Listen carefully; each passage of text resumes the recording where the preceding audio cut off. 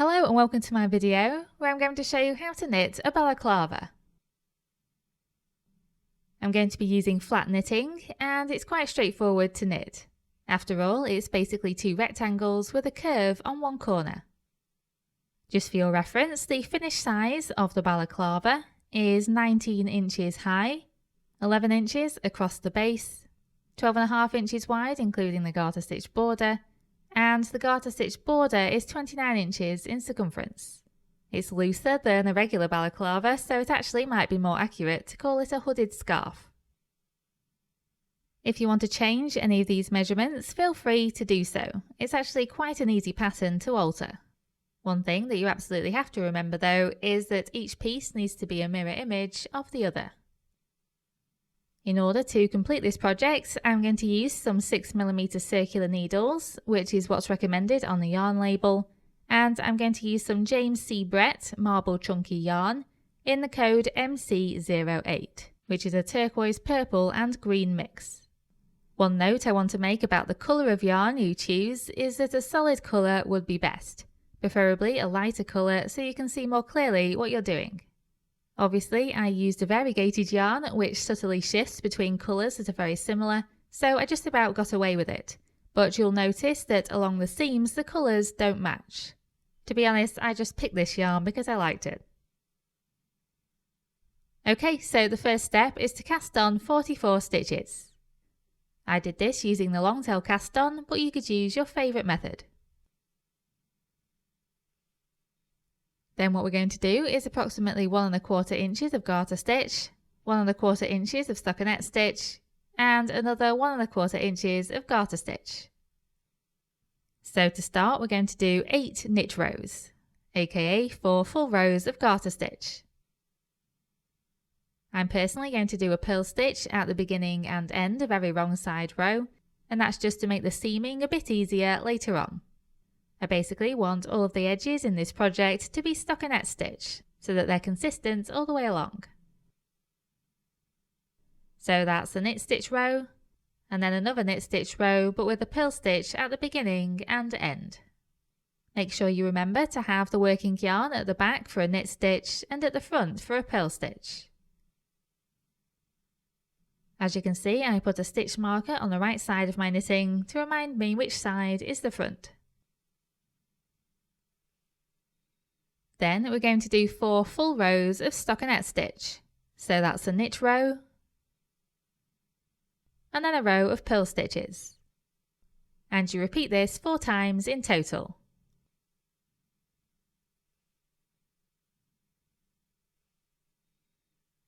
And then you need to repeat the garter stitch section.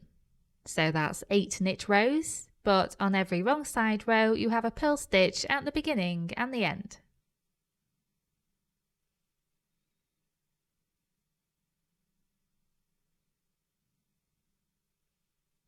Then you need to do stockinette stitch for 1 full row.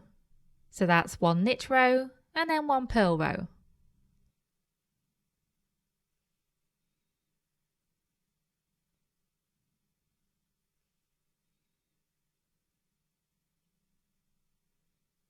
And then we need to carry on in stockinette stitch. So row 27 will be a knit row. But before we start row 28, which will be a purl row, we need to add 4 extra stitches using the cable cast on.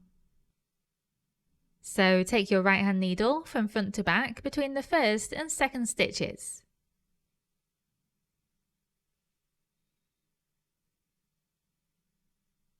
Then do the normal steps of a knit stitch, except at this point you take the loop of yarn over the needle and tighten.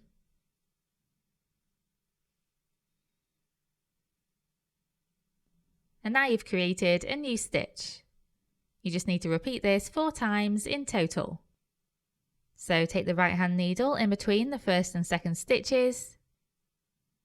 Do the steps of a normal knit stitch, except at this point you take the loop of yarn over the needle point and tighten.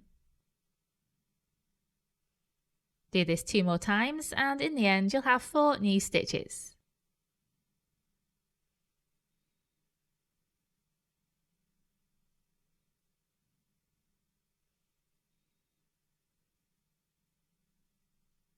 You then need to knit these first 4 stitches because these are going to be part of the garter stitch border, and then you just purl the rest of the stitches.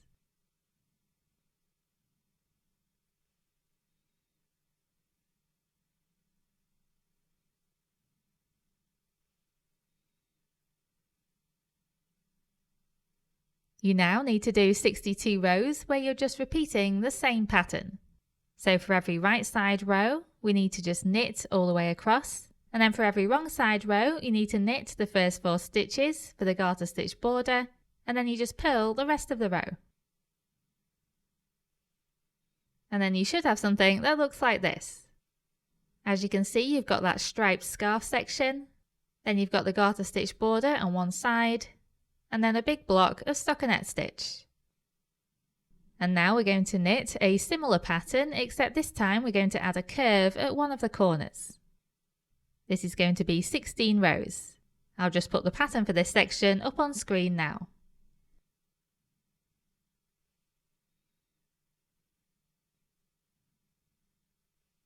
For the first 3 rows, we're just going to repeat the pattern we've already been doing. So that's a right side row, which is just knitting all the way across. Then a wrong side row, which is knit 4, and then purl the rest of the row. And another right side row, which is a knit row. Then for row 4, we're going to knit 4, and then you purl until you've only got 3 stitches left. You then need to do a P2 tog decrease, which is where you purl 2 stitches together. So making sure the working yarn is at the front, take the right hand needle down through the front of the next 2 stitches and purl them together.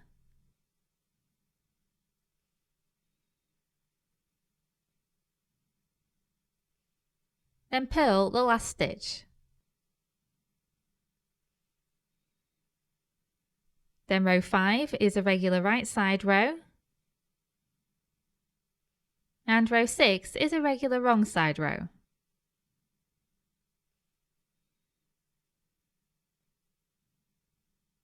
Then for row 7 you knit 1, and then you do a K2 tog decrease. So you just knit 2 stitches together like so. And then you knit the rest of the row. Then row 8 is just a regular wrong side row.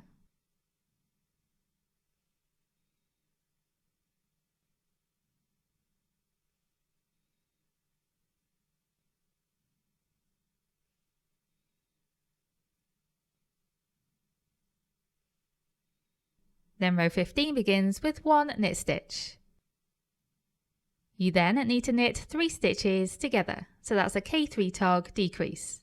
So take your right hand needle up through 3 stitches and just knit them together.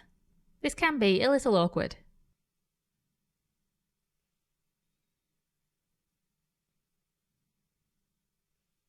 And then you just knit the rest of the row.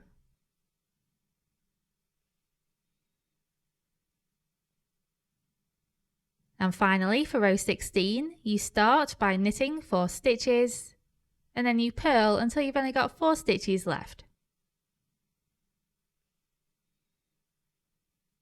Then you need to purl the next 3 stitches together, i.e. you need to do a P3 tog decrease.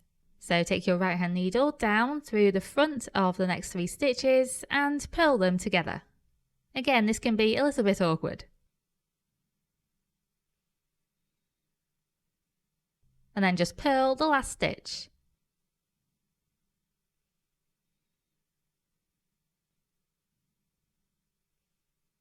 And now all you need to do is bind off the stitches. So knit 2, and then bind off. Knit 1, and bind off. Knit 1, bind off, and repeat this until the end of the row.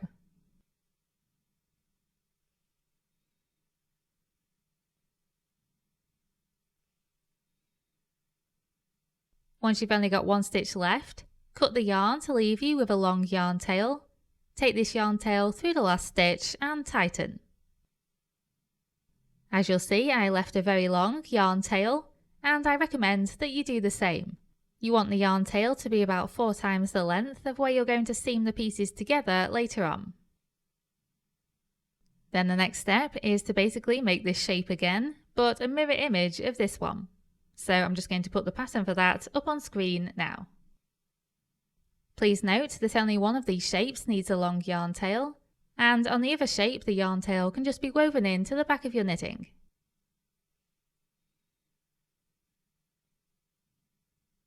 Even though it's not vital, I definitely recommend that you now block these shapes.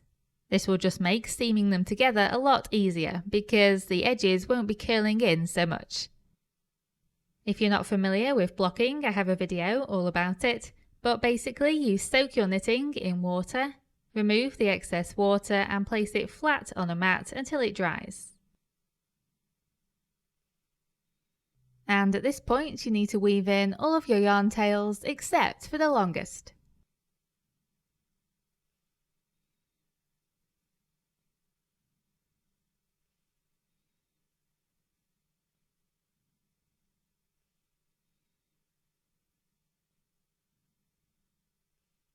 And then the very last step is to seam these shapes together.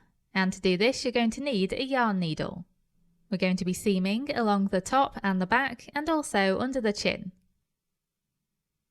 To begin, I like to use stitch markers just to join the edges together at regular intervals. Make sure when you do this, the wrong sides of the pieces are together. This is just to make sure that the edges remain lined up.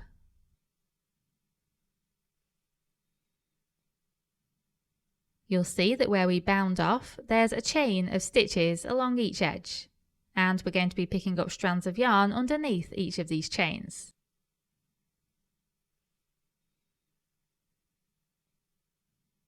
Feed the long yarn tail into your yarn needle, and then come up through the corner of your knitting on the opposite side.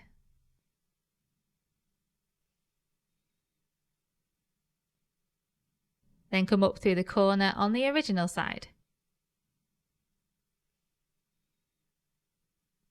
What we're going to be doing now is joining these edges using the mattress stitch. If you get stuck at any point, feel free to search for a mattress stitch video to help you. It can be a bit difficult to see what I'm doing because I'm using a darker colour of yarn. So cross over to the other side and take your needle down into the knitting where the yarn previously emerged. Then pick up 2 strands of yarn and then cross over to the other piece. And repeat, so go down through the knitting where the yarn previously emerged and pick up 2 strands of yarn. And I just keep repeating this. So I go over to the opposite side and pick up 2 strands of yarn.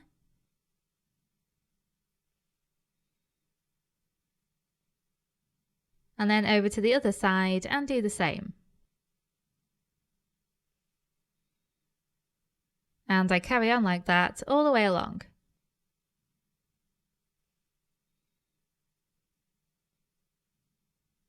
And then when I reached the stockinette stitch portion, I went under a V shape of yarn on the bottom piece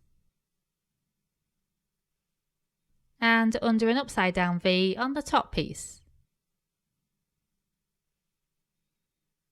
And I just kept repeating this. So under a V and then under an upside down V. And I just repeated this all along the top. Basically, if you're ever not sure what to do, just stay 1 stitch from the edge and pick up 2 strands of yarn on each side. Every inch or so, you'll need to pull on the yarn parallel to the seam to tighten the stitches, like so.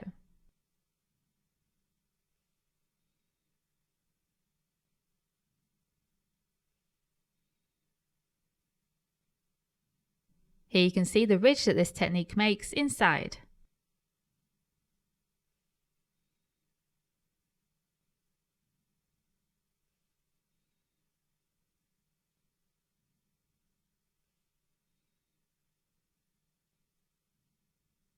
And here you can see me seaming along the side edges. Again, picking up 2 strands of yarn on each piece.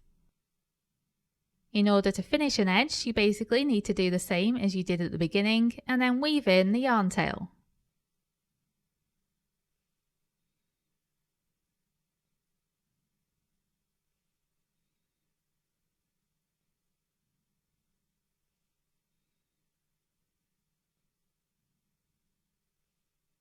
In order to seam the section under the chin, you just need to do exactly the same, except because there's not a yarn tail attached to your knitting already, you need to leave a decent sized yarn tail to weave in later. So you come up through the corner like so, leaving a yarn tail, then come up through the other corner, and then the first corner again. And then you just seam as we were doing before. Just make sure you try and line up the garter stitch stripes across the seam.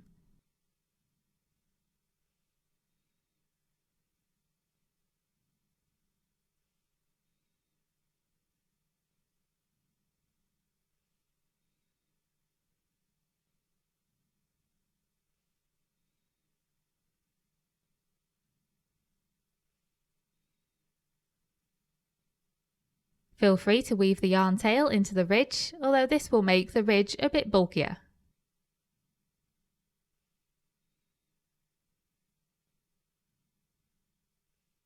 And once you've woven in all of your yarn tails, your balaclava is complete.